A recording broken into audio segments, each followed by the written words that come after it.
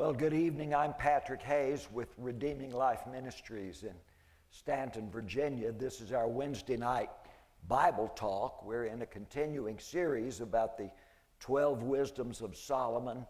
And to help illustrate it, I'm bringing in certain fictional accounts that I've written. Tonight we're on the 10th of the 12 wisdoms.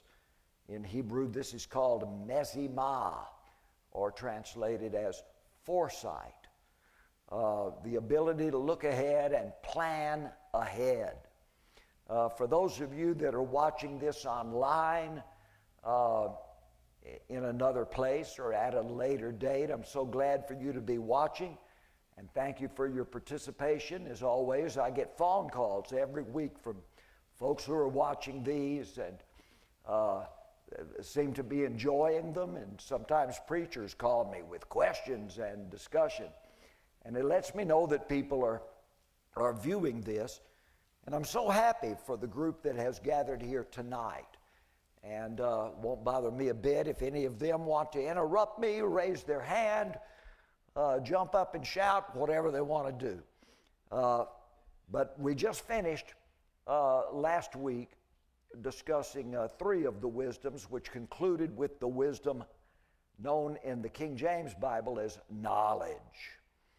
And in Hebrew, that's da'ath. And we had our sailor, Sailor Shammah, who later becomes Captain Shammah and then becomes Commander Shammah, a Jewish man of King Solomon's navy. And King Solomon has brought him forward to talk to the representatives of the kings of the earth who sit at Solomon's table, to explain segments of his life, learning to be a shipbuilder and then a common sailor on a ship, and then rising up in rank to become a navigator and so forth. Of course, this is a fictional character, but I've got Solomon as he teaches the Proverbs to the people at his table from all these different countries. He has decided to bring this sailor in to tell 12 segments of his career to illustrate the different varieties of wisdom that came to him. He was initially an uneducated man who through all of this has become profoundly educated. The key scripture I want to give you is from Proverbs chapter 6, verses 6 through 8. And I'll just give you a little bit of that. Solomon says, "Go to the ant, O sluggard, consider her ways and become wise." We'll go ahead and read the whole thing. Verse 7, "Go to which having no guide, overseer, or ruler, provides her meat in the summer and gathers her food in the harvest." Now that little proverb is all about the mezimah of an ant. She knows that the hard winter is coming and provides through the summer and the autumn to be able to endure ahead the hard winter. All right, Solomon says to the crowd after they finish talking about da'ath, and he says, "Commander Shammah, come and give us your rendering of mezimah." "At your service, my king." And he faces the crowd. "As His Majesty has told you, I eventually became a captain in King Solomon's navy, a position I was to fill for some years and on many voyages. In this, I had to draw upon every lesson of my early days, every daughter of Hokmah, as His Majesty puts it, to find success in my appointment. I withstood typhoons and waited out doldrums at sea. I fought sea battles and thwarted mutinies. I trained crews and officers. I apprenticed future captains and navigators. I guided ships into the major ports of 3 seas. and to many a remote island harbor. Always I kept notations of the features of each voyage. I became acquainted with navigators of ships from Tyre, Egypt, Crete, Cyprus, from the Grecian Isles, the Etruscan lagoons, and with Arabian star readers in the southern seas. My king Solomon had requested of his captains charts of all known waters and coasts. With other navigators, I compared findings and added reports and tales from sailors returned from places that none of us had visited. We drew charts of the Great Sea, and on a different vessel of the Red Sea, and later of the Arabian Sea. I wrote with a bold pen to the places I could testify to, and with a narrow line to those places rumored but not yet verified by Israelite seamen.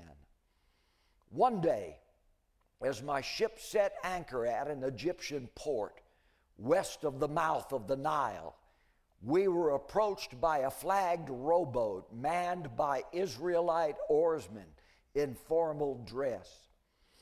Standing in the bow was an officer in full regalia, his right foot upon the thwart, his hand raised high. His men brought the craft alongside and shipped their oars. He asked permission to come aboard and was assisted at the ladder. He saluted me and produced a letter with royal seal and stamp bearing my name.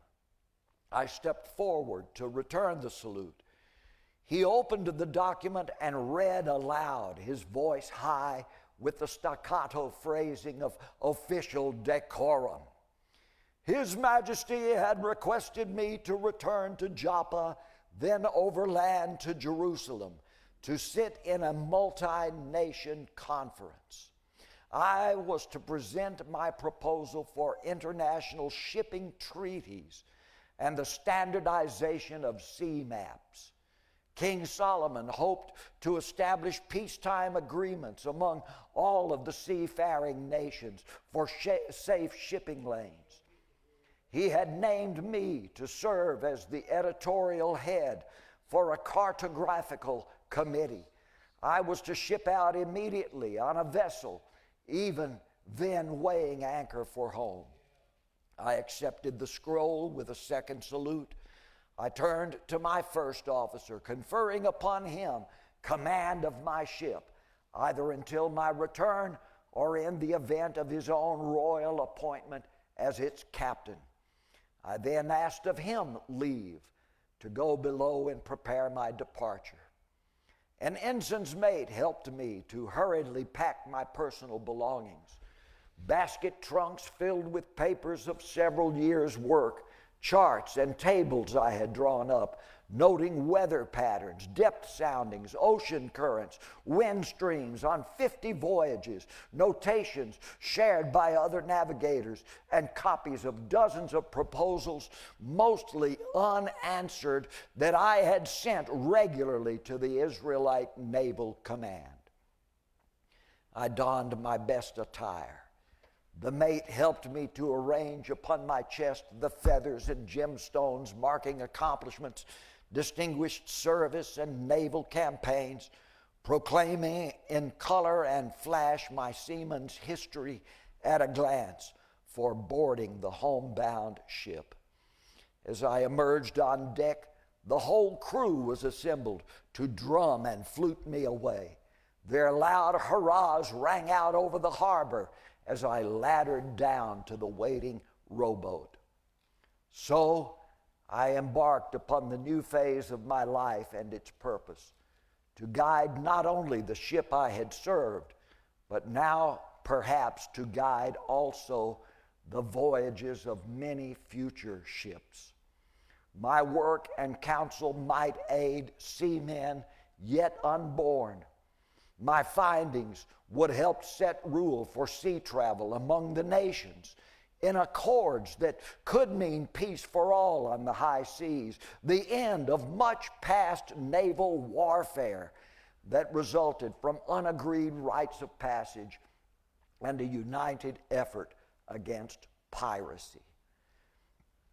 The importance of this work settled heavily upon me as I watched my approach to the ship that would bring me home to Israel and new responsibility. I stood and turned back, doffing my cap to my last crew, who waved and shouted from my own ship now diminishing into the distance. I turned to face the vessel that stood to depart with me. Cap at breast, I bowed to the captain who waited topside to salute me aboard. Never had I felt such a sense of the future. My mind filled with cumulative ideas and wishes I had long held secret. If only I could get them to see it my way, we could provide a plan to change a world of trouble. I sighed deeply with hope that at last I might be an authorized voice to help make these plans a reality. There would be controversy, I knew, at the International Committee. There were persons of my own nation, Israelites, who held designs for war, who wanted the sea lanes to be used primarily for warships, patrolling the waters to stifle the trade shipping of competitor nations. Such men would work to thwart my plans for peaceful seas. Also, I was aware of schemes of certain factional leaders of other nations who would be present, who meant to take advantage of our best intentions and to gain sea dominance for their own conquests. I would have to rally the better minds of all nations to create an arrangement for mutual interdependence of all parties, to take information of the sea lanes collected by me and others, and to offer it only to those nations who would sign diplomatic accords so that merchant vessels of every flag might sail peaceably and remain protected communally by the warships of all allied countries. Nations who would not sign would be considered pirate states, and their trade would be contrabanded. I could not wait to get aboard ship to settle in a cabin where I could begin to draw up the complications of my proposals. I wondered how I had been brought to this, from climbing fresh into the rowing seat of that first Tyrian lumber boat, to learning what a common seaman must learn, and planning only for my day's work, to scanning the horizon as a navigator's apprentice, watching one ship's course, to now being asked to help set the course of nations affecting the future of the world. And we've done it, shouts Zabud ben Nathan from his chair. All hail King Solomon of Israel, the bringer of peace to the nations. A bright applause spatters in parts of the hall, though all foreign guests do not join in it. The commander takes his chair as King Solomon rises. He raises his hands both to acknowledge the applause and to silence it. Thank you, Commander, and thank you, my loud friend, Counselor Zabud, for your enthusiasm. And thanks to all of your kings and councils who work with us in this. But your noise is premature. As Commander Shammah can tell you, there's much yet to be done in the naval programs he has mentioned. That, however, is not the purpose of this conference. We are here today to discuss education in our nations, the training of our young men in the processes of wisdom. Let's stay on this course. What our commander has now described is the pathway to Meshimah, the taking of the cumulative wisdom and erudition gained so far and using it to plan for the future. Not for any one man's personal future only, but for the generations ahead of him and for the greater good of all. By the time the learner has attained Meshimah, He has risen in his society to a place of trust and respect. He is heard and heeded. I'm going to skip ahead in my story. I've got several discussions that come up. People arguing with King Solomon and with the sailor about the meaning of Mezimah, and should we really be planning for the future, or should we leave that in God's hands, and so forth. So I'll skip over a lot of that, but I come down to Solomon continuing now to speak. He says, is this interesting to you folks, by the way? He says, now remember, Solomon is in his latter years. He does not yet know that this is the last conference that he will have with the foreign kings and dignitaries who come to his table. He does not know that he'll be dead within just a few months, in the way I'm writing this book about him. But still, he's looking to the future. Solomon is a visionary, planning long-term ahead. He has no way of knowing that in a few months, when he does die, immediately Israel itself will fall apart and never be put back together again. Solomon has no way of knowing that there will never be a conference again of foreign kings coming to his table. He has no way of knowing that everything he's done is going to end in disaster, though he worries about it. And when he does worry, he considers so deeply that much of what is coming, if it comes, will have been his fault.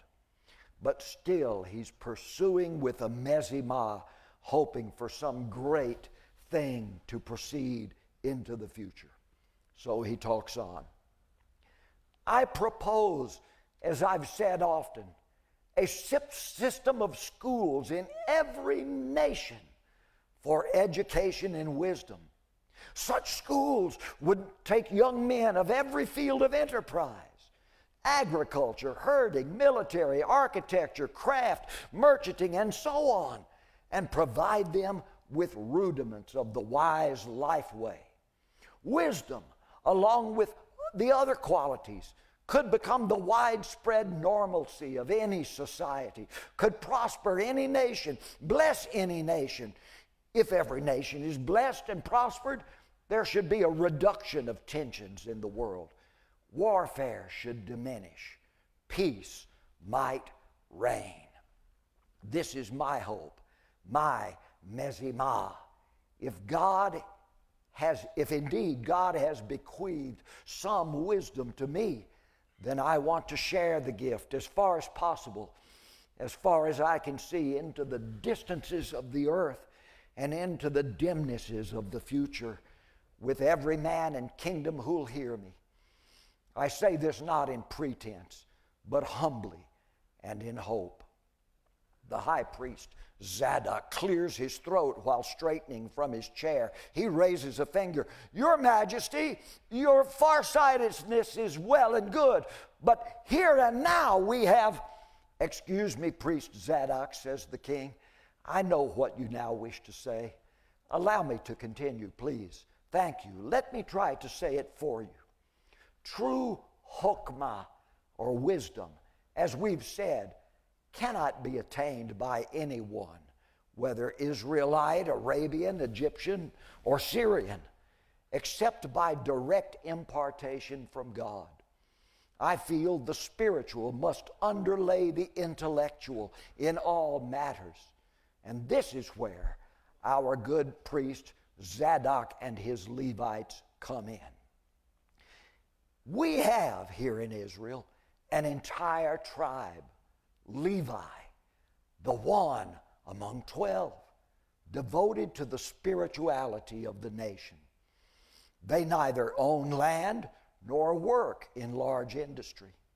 Moses called upon them, his own tribe, Levi, to be the teachers of his law and the imparters of his knowledge of Jehovah to the people of the other 11 tribes. But until now, largely, the Levites have not made real the fullness of their calling. They've served as judicial functionaries, interpreting Moses' law. They've provided a symbolic understanding of Jehovah through the ceremonies of religion, and this is all good. Yet, as an order of teaching priests, well, we haven't yet, after some 500 years since Moses, established a nationwide system of spiritual education. But Lord Zadok here, as our highest priest, wishes to do just this. His plan is to place everywhere in Israel schools, synagogues, he might call them, to make literate and to educate all Israelite men by the next generation in the laws of Moses and in the ways of Jehovah.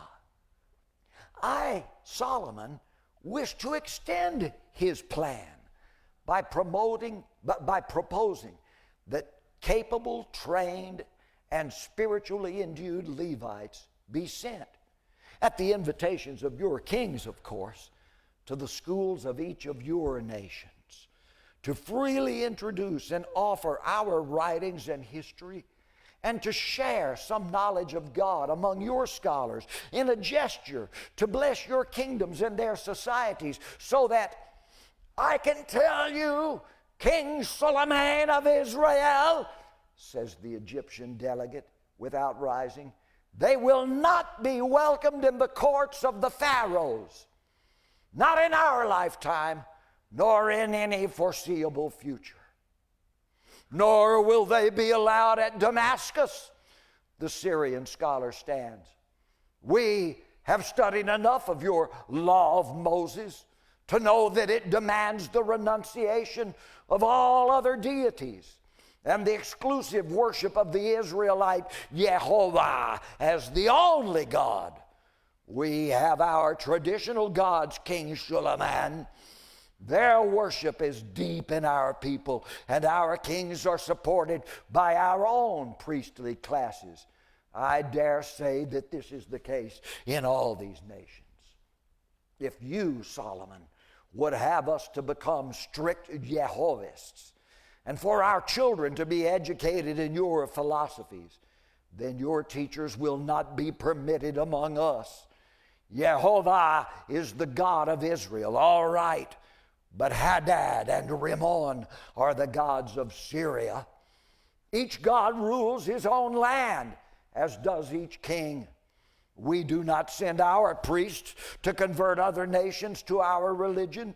We do not wish other nations to worship our gods, each god for each land, as each king for each land. Such is the way of the world. Yet you, O King of Israel, would have us all to become as Israelites, wouldn't you? You will be seen in this as desirous to subjugate all kingdoms under your own rule, using religion as a guise for governmental supremacy.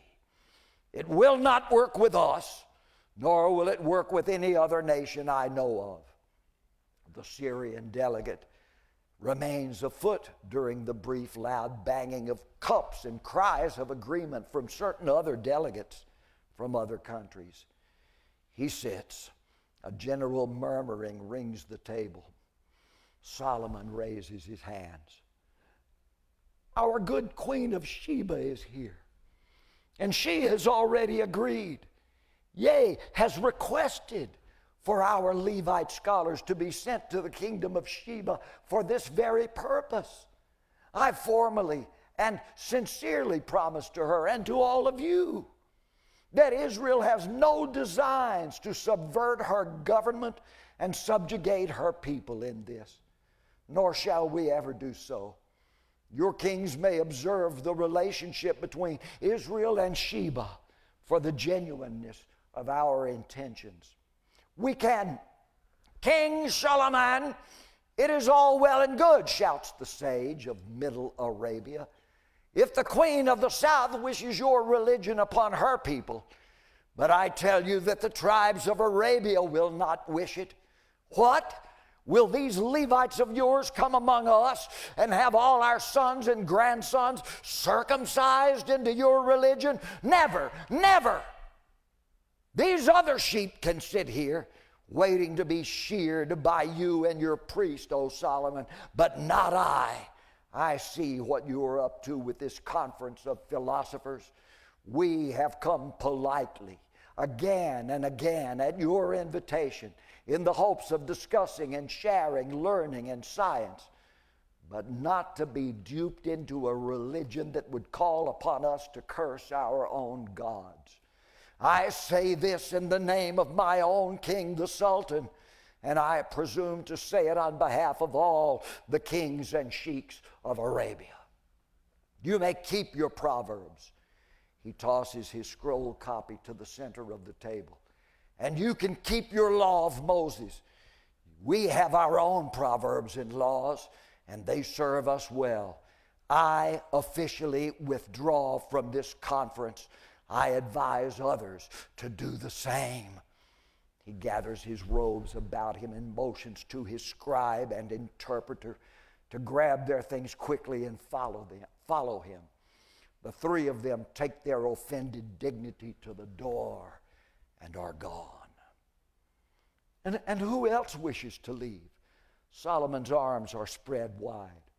I've kept no secrets from anyone. Like my father's, my life is an open book for all to read. My thoughts, my hopes, I tell them to all. Please keep no secret thoughts from me. You're each welcome to express your misgivings, as our Arabian friends now have done. In that case, says the Syrian delegate, His Majesty, the Ibn Haddad of Damascus, will also learn that his representatives have withdrawn in his name from this conference. For neither will the pride of Syria succumb to the tyranny of Israel's Jehovah and his priests.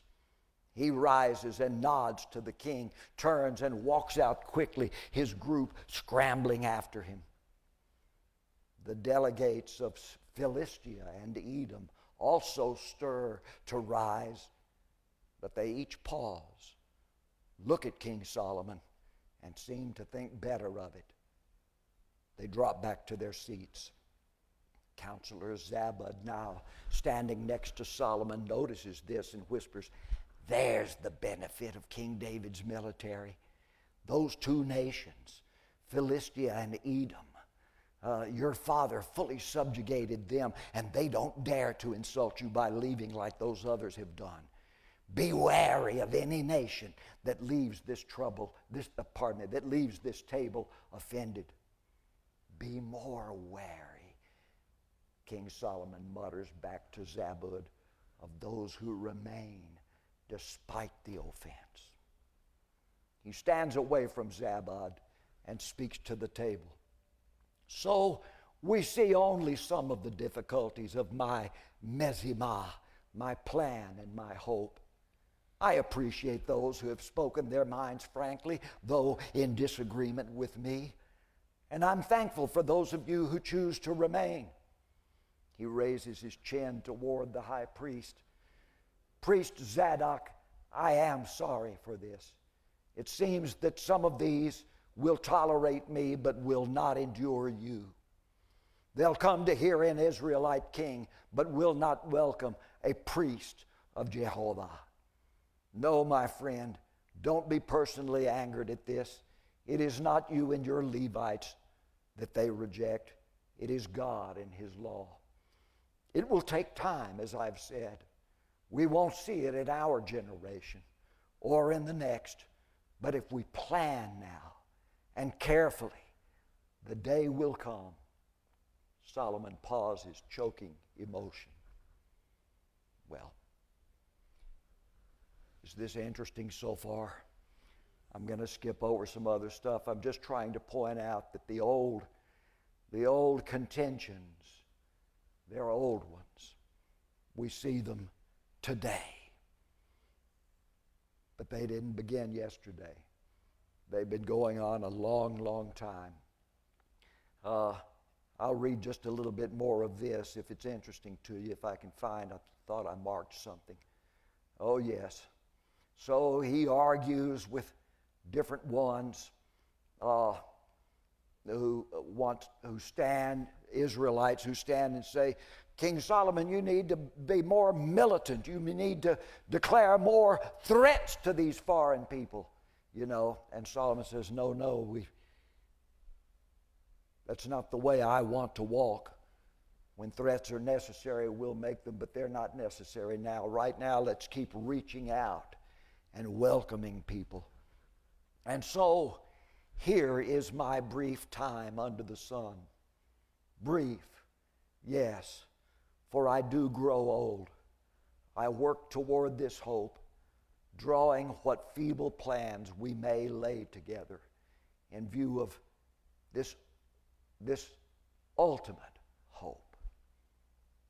It is a mere, or is it a mere vanity? Yes, it's the vanity of vanities. If I pretend that it will happen in my time, in my reign, with my poor labors, and that I alone might fulfill it. But it is not vanity to hope for it, and to cast our hope forward toward the generations beyond us. This, I believe, is God's Mezimah. Now, to return to Mezimah in the life of the individual man, as exemplified in the story of our good commander Shammah, let's say again that one must lay plans for one's own accomplishments. Success does not come by chance, nor even through the intervention of God alone, nor at the whims of imaginary gods. One must plan one's own rise, and if given opportunity, plans and works with God for the betterment of others. The good Mezimah causes one to live toward the future, considering not only where have I been or where am I now, but also asking where will I be. Too few people reach this point of Mezimah in their own lives. Most dwell only upon the past and exist only within the present. Mezimah is living in the future, thinking in the future, foreseeing what's coming, planning for it. Where the wisdoms of Da'ath, Be'ina, and Sakal draw upon lessons of the past, Mezimah takes all of this and casts it forward. Well, that's the close of my chapter on Mezimah. I skipped over a good bit of it. Any questions or comments from anyone? Two more wisdoms left. We're not going to get to both of them tonight. And then we're going to hear, after I finish the 12 wisdoms, we will hear not from a sailor man like Commander Shammah, but from an actual, see, I invented Commander Shammah. He's fictional in my book. But we will hear from an actual biblical man who is the commander of King Solomon's armies. And his name is Benaiah. You might remember Benaiah. He was one of David's officers, and he has been King Solomon's commander general of land forces. So we've got Lekah, the next wisdom, and then Takbulah, two more of the last two of the 12 wisdoms. And then we will hear from Benaiah, the famous and legendary soldier. So I hope you'll hang on for all of that. It's coming. But right now, Lekah, which means love of learning. Proverbs 16:21, if you can bring that up for us, Sister Laura. Proverbs 16:21. It's just a particular word, one of the many particular proverbs about Lekah, or learning. The wise in heart shall be called prudent, and the sweetness of the lips increases in learning. Here's my paraphrase of that. The wise-hearted man is reputed for his prudence, and with pleasant words he distributes learning, or Lekah. Now Solomon is still talking. He says, now I've asked Commander Shammah to tell us his whole story. It is now late. There are yet 2 facets of wisdom we have not explored. I'd like for him to introduce them to us. Will you hear him? Yes? Thank you. My good sailor, please come forward again. Speak to us of Lekah. Yes, my king, I thank you all. He bows for the 11th time to the group. I too have become older. My years of work for the King's Naval Council have been somewhat fruitful. Ships of several nations now pass one another showing salutes instead of fists. Piracy is much abolished, at least across the nearer waters of the Great Sea and southward along the Red Sea. We do commission Allied warships to protect trade vessels. We restrict trade with non-Allied nations, and we try to corral their military ships strictly to their own defense perimeters. This, of course, cannot guarantee a lasting peace. The next generation of leaders may reverse all that we have done. Any hothead official from Israel or elsewhere, wrongly interpreting or taking advantage of an unfortunate incident, could break treaty at any time and plunge them all back into the former state of naval chaos or worse. I know that the future is in the hands of young men coming to leadership. Even now, there are voices calling for annulment of concords that we have established. Insolent teachers sow into young minds the dragon's teeth of nationalism and war. Also, traitors and spies sell to hostile kingdoms the sea charts that we have compiled for Allied navies alone to use.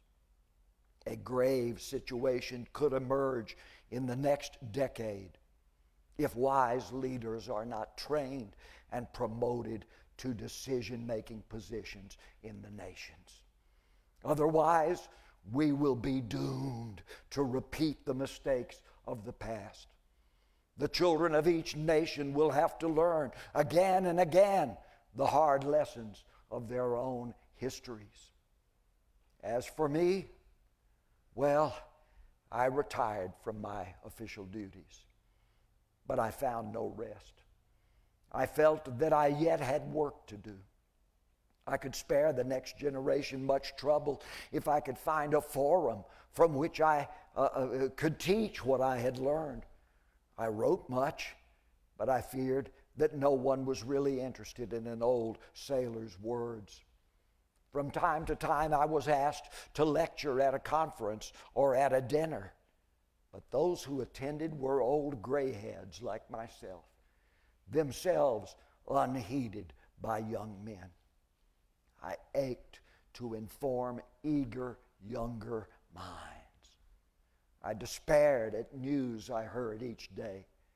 Could it be that I would live to see the dismantling of all that I had helped to build?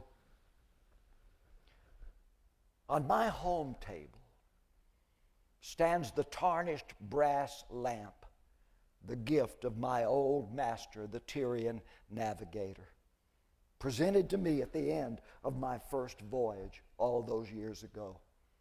I had studied by its light in the cabin of many a swaying ship. All those years I had kept the lamp oil-filled and wick-trimmed. I preferred it to candles. It evoked for me the sea. It warmed my memory of old times. One night, I lit the old lamp and watched its glow spread over my writing table. I took paper and pen in hand, resolved to send one more proposal to King Solomon's cabinet. I had offered my services to another man who was at the time in control of our trade navy. He had always either politely refused me or had not answered at all. I finished writing this letter and sealed it.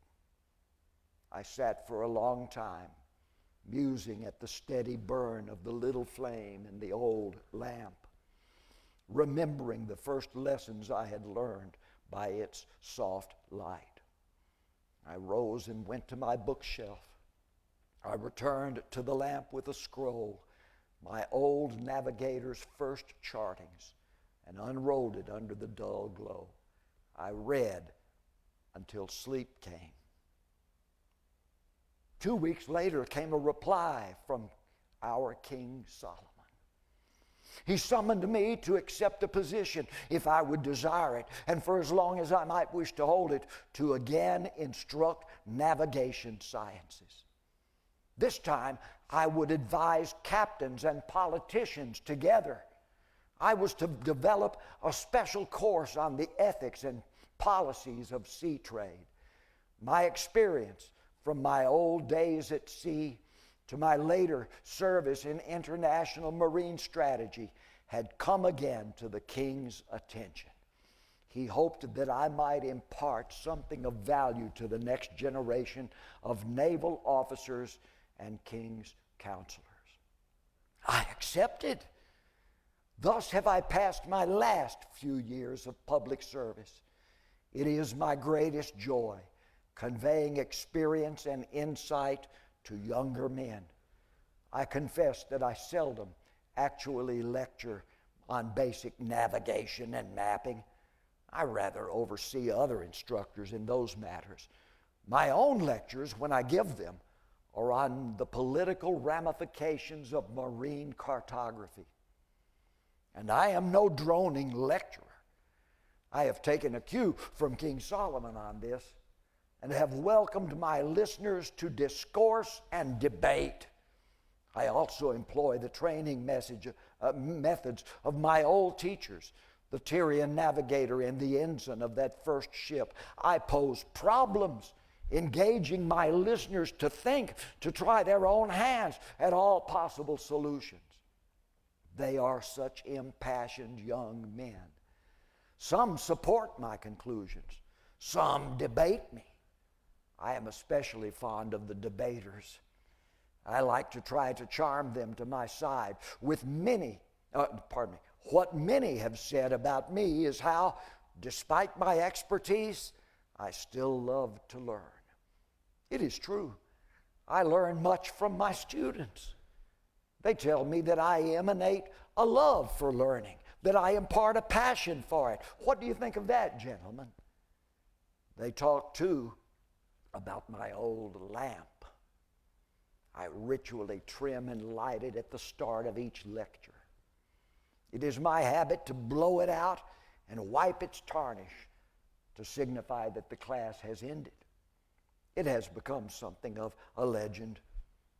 They call me Old Lamplighter and Wizard of the Lamp. I hear them say it sometimes as I stroll to my evening quarters. I always carry the lamp in one hand with my scrolls within the other arm. But I am now retired again. I have lived to see some of my students go immediately to serve on committees of higher importance, rendering counsel for strategy in naval and geopolitical decisions. Navigators on some ships boast that they were taught by me.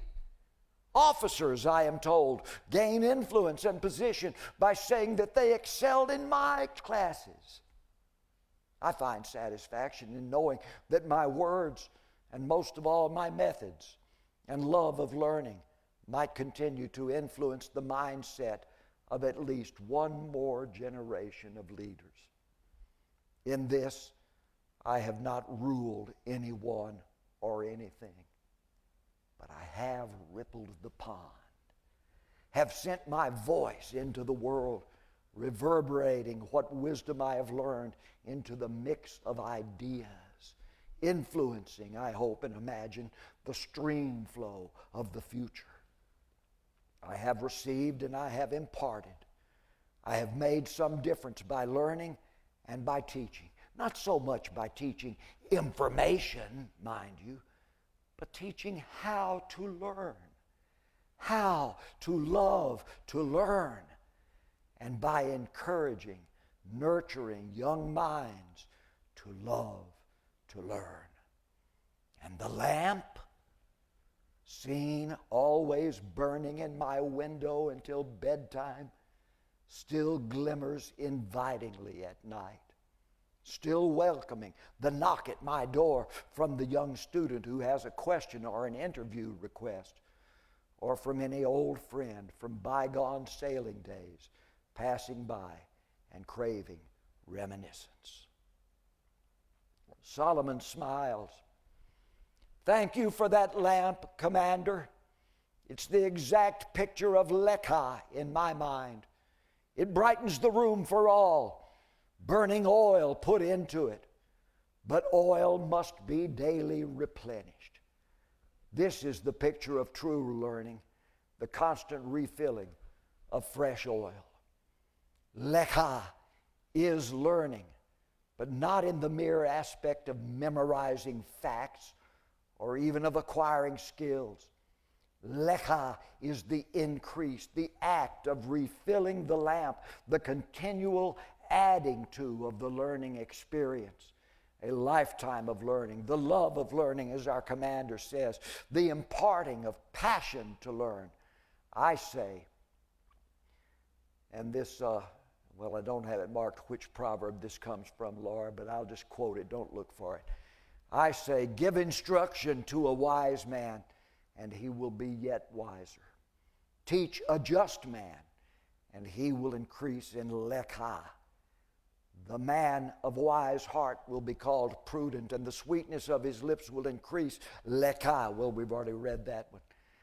The wise man's heart teaches his mouth and adds lekha to his lips. I'm going to finish this chapter. There's not much more, and then I'll let you go tonight. Is this interesting to you? Once again, I always worry if I bore people if I'm just reading to them. People like to come look at a preacher, I think, do antics and stalk around the pulpit and stuff and look them in the eye. And I'm sorry I'm not doing that while I'm reading, but I hope this blesses somebody. Solomon goes on talking to his guests. Lekha is the humble admission that one's education never ends. The man possessed of lekha never knows all. He rather seeks to learn all. For him, learning does not cease when his teachers proclaim him a master. Such diplomas, pronouncements, and certifications simply mark the limit and finality of some people's learning and the point where such a person's education has stopped. The true learner pays little attention to such milestones. Titles of attainment mean nothing to him. He yearns to increase in learning. Lekha, the penultimate virtue, a penultimate, 65-cent word, it means second to the last or next to the last. The penultimate virtue of the Hokmah family opens forever broadening horizons. How much more there is to be learned, leading the learner into the explorer's life, the discoverer's joy. Lekha reaches back to the past to recover lessons learned and taught by older learners. Then it gropes ahead into the future for new lessons that might be added to the whole canon of knowledge. Lekha is the lamp that must never burn out. It shines with passion to discover and how to articulate each new lesson. It grasps for wise communication of its ideas, for the further instruction of the next explorer. It transfers its passion graciously to hearers who are likewise eager to learn. The lamp flame lighting new lamps. I'm fond of saying it to my sons. Hear, ye children, the instruction of a father, and attend to know understanding. I give you good lekha. Embrace my teaching. For I was my father David's son, and I was the only tenderly beloved of my mother. They taught me as I teach you, my sons. So I appeal to them to receive from me what lekah I received from my own parents. Moses once used the word lekah in analogy to the life-giving rain cycle. Moses said, "My lekah will drop as the rain and will distill as the dew, as small rain upon tender herbs and as showers upon the grass." Lekah is thus the cumulative gathering and summation of lessons learned by a lifetime of experiences, by trial and error, by reflection and consideration upon events and ideas, and by their varied cause and effect upon history and nature. It's the condensing of all that has been imparted, and then its re-impartation. Well, Solomon has rolled on in this like a student reciting a prepared lesson with a hint of exigency to keep the discussion on a philosophical, poetic level. He catches himself and stops. Are there no questions or comments? All right. Yet let me add one thing more. The first 10 wisdom virtues, as I said, cannot be imparted from one person to another, for only God may convey them. This is not true of the final two, lekah and the next, takbulah. These two must be acquired from other persons. The next chapter that I'll be reading to you is, or portions I'll be reading to you from the next chapter entitled Takbulah, the 12th of the wisdom. Lessons, Takbulah, wise counsels. And then after we cover that, I'll have the story of General Benaiah to read to you, which I hope you will like. God bless you and thank you for your attention tonight. Do we have any comments? Brother James, you want to come up and close us with a word of prayer or comment? Thank you.